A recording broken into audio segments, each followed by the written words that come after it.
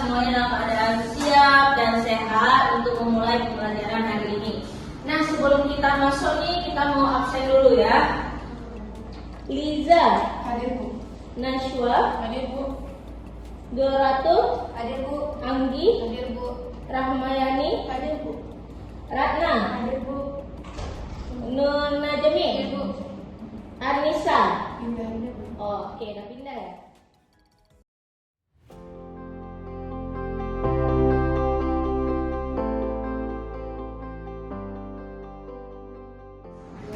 Oke, nah sekarang semuanya lihat ke slide. Pernah lihat nggak produk-produk ini atau mungkin pernah pakai malahan? Pernah. Nah di sini kan ada simbol-simbol ya. Kira-kira kenapa ada simbol-simbol di sini? Saya Bu. Nah kenapa? Karena berbahaya jika digunakan sembarangan. Oke, mantap. Ada lagi? Bu. Karena kesannya bisa kesehatan. Oke, bagus ya. Jadi hari ini kita pengen belajar sifat kimia, sifat fisika, serta dampaknya terhadap kesehatan dan pencemaran lingkungan.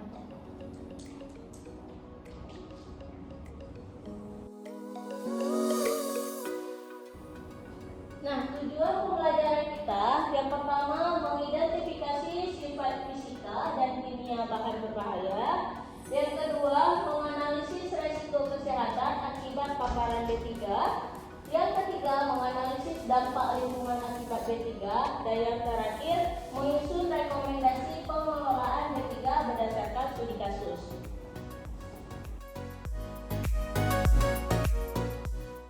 Kemudian indikator pembelajaran kita itu yang pertama ada menganalisis resiko kesehatan dari B3, yang kedua menganalisis dampak lingkungan akibat B3.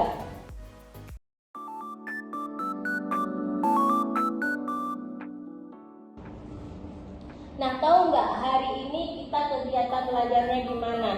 Kita belajar hari ini pakai pendekatan SGL. Ada yang tahu SGL itu apa? Enggak ya.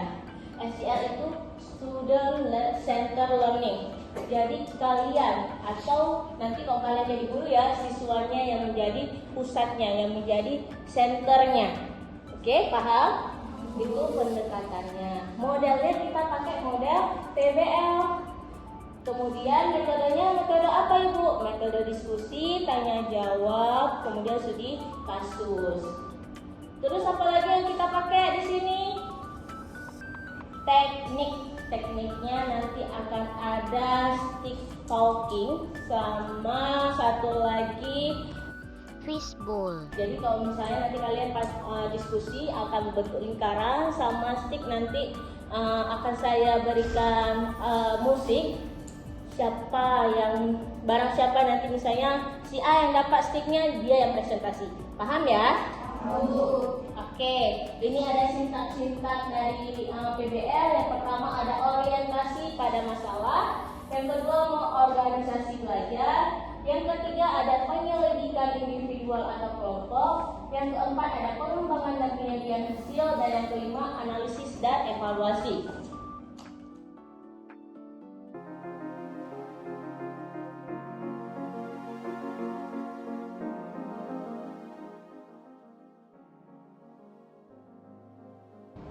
Nah, di sini kita udah masuk tahap kedua ya. Tahap pertama tadi udah. Waktu saya tanya, apa udah tahu atau pernah lihat atau malah pernah pakai bahan-bahan yang ada di slide. Itu tahap pertama. Nah, tahap kedua ini mengorganisasikan belajar. Di sini kita akan belajar sedikit tentang apa sih itu sifat fisika B3 dan apa sih itu sifat kimia dari B3.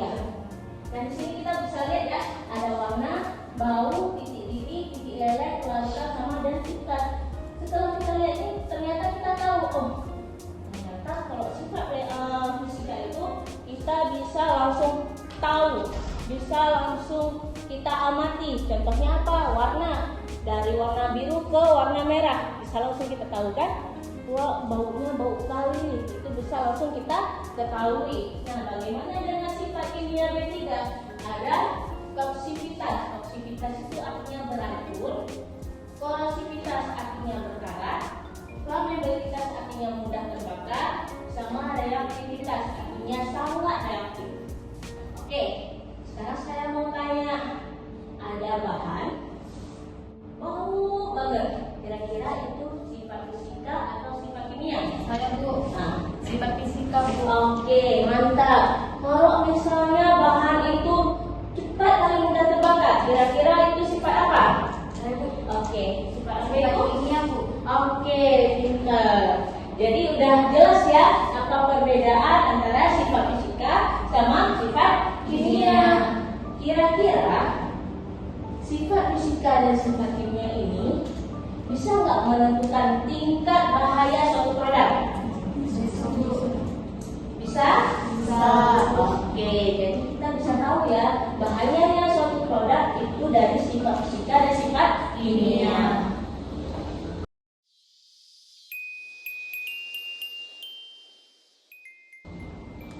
Nah, sekarang kalian duduk per kelompok. Jadi ada 2 kelompok di sini ya, kelompok 1 dan kelompok 2, boleh? Di sini ada studi kasusnya, boleh sekalian. Ini kayaknya udah terbentuk kelompoknya ya. Ya Bu. Udah berteman. Ya Bu. Atau kita pisahkanlah kalian ya. Ini pindah ke sini, boleh? Ya, ini satu kali. Tukaran. Yang ujung sama yang ujung.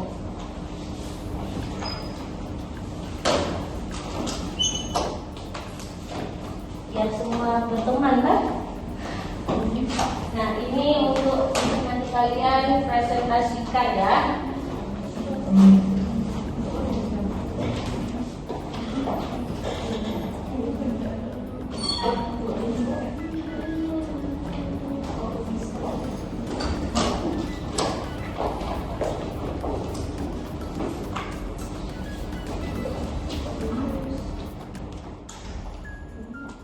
Oke, di sini ada studi kasus. Kita lihat studi kasusnya. Di sebuah gudang penyimpanan pestisida terjadi kebocoran pada beberapa wadah cairan pestisida mengeluarkan bau menyengat dan sebagian mengalir ke saluran air di sekitar gudang. Beberapa pekerja mengeluhkan pusing, mual, dan iritasi kulit setelah membersihkan area tersebut tanpa menggunakan APD. Ini studi kasusnya. Sekarang tugas kalian.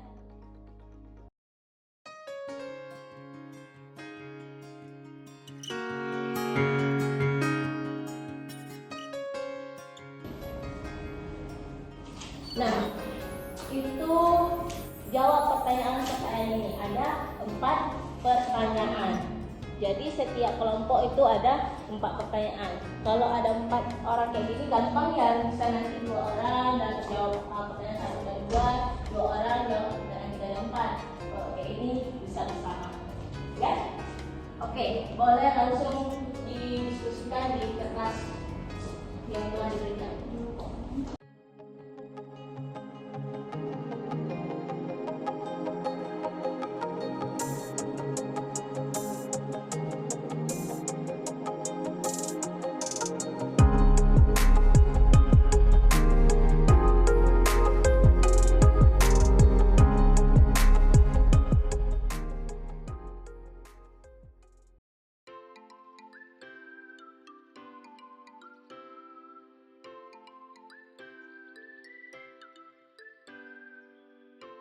Oke, sekarang setelah kalian diskusikan bersama, kalian boleh duduknya lingkaran.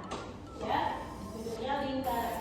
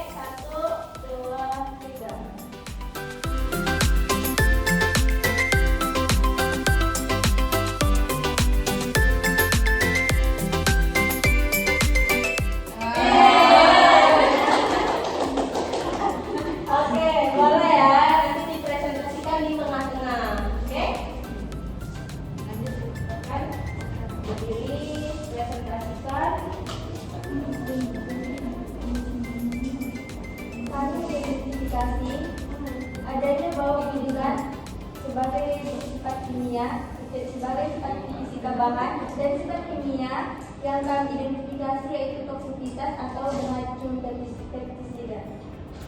Oke, ada yang mau bertanya? Oke, apa pertanyaannya? Boleh Kenapa itu dijadikan sifat kimia dan kenapa itu dijadikan sifat fisika? alasannya yaitu fisika itu ada bau. Kita mulai untuk trade yang kedua. Mulai 1, 2, 3.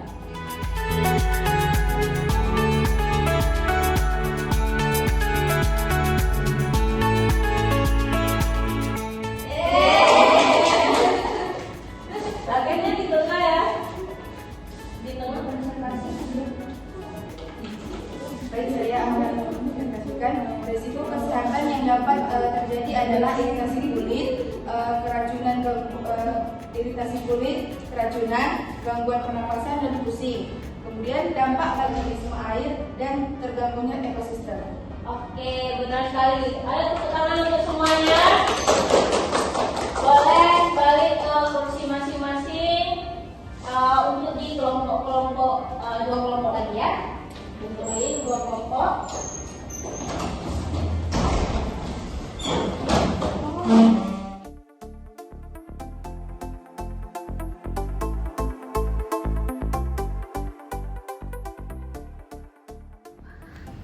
Oke, selanjutnya tadi kan kalian udah diskusi, udah presentasi ya, udah tanya jawab juga. Kalian ada analisis dan evaluasi. Nah, di sini kalian akan memeriksa kembali apa hasil kerja kalian. Terus apabila ada yang miss tadi, ada saran dari kawannya, boleh diperbaiki ya. Boleh diperbaiki semuanya lagi hasil diskusi kalian. Setelah kalian tadi berdiskusi, presentasi, siapa yang bisa menyimpulkan hasil dari pembelajaran kita hari ini? Ya, boleh.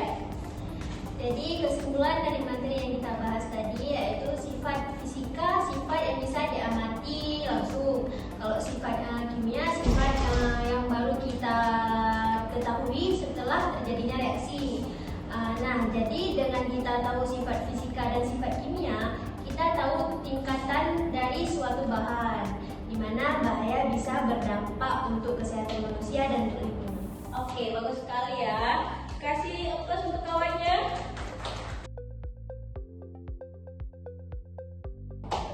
Nah, jadi kesimpulannya udah sama persis ya dengan yang dibilang kawan kita tadi. Ada sifat kimia, ada sifat fisika, di mana sifat fisika itu bisa kita amati langsung, sifat kimia itu baru kita ketahui setelah adanya reaksi, ya. Terus ternyata sifat kimia dan sifat fisika dari bahan berbahaya ini dapat menentukan tingkat atau resiko dari suatu bahan yang berbahaya. Kemudian resikonya itu ternyata bisa berdampak untuk kesehatan manusia dan juga untuk lingkungan, seperti apa? Pencemaran udara, pencemaran air, kemudian kerusakan ekosistem. Oleh karena itu, B3 perlu adanya pengelolaan secara tepat untuk melindungi manusia dan juga lingkungan. Ada pertanyaan? Nggak ada?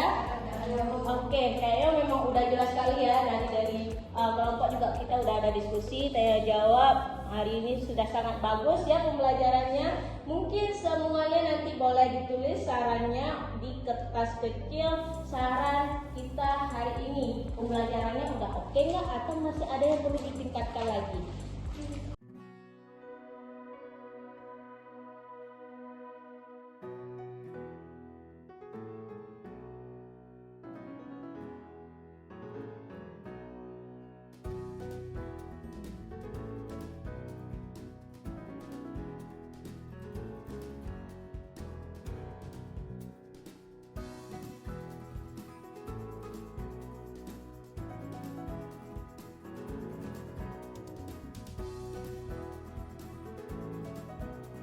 Oke, kita akhiri ya pembelajaran kita hari ini sudah sangat baik. Jangan lupa belajar, untuk minggu depan kita akan belajar tentang klasifikasi pengetahuan bahan berbahaya. Wabillahi taufiq wal hidayah. Assalamualaikum warahmatullahi wabarakatuh.